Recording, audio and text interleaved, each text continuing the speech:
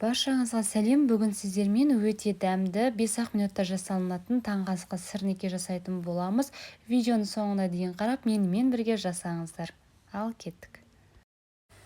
Алдымен бізге керегі сүзбе. Сүзбеміз 9%-лық болған дұрыс. Оған ұн, қант қосып, осылай езіп аламыз. Әбден немесе блендермен езіп алсаңыз да болады. Бір жұмыртқа немесе 2 жұмыртқаның сарыуызын қосамыз. Сарыуызбен болса, тіпті дәмдірек болып шығады.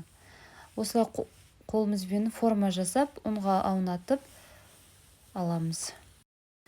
Осылай мұздатқышта қатырып, сосын пакетке салып, сол мұздатқышта сақтасаңыз да болады. Қажет кезде алып, пісіріп дайындай беретін. Барлығын осылай дайындап аламыз.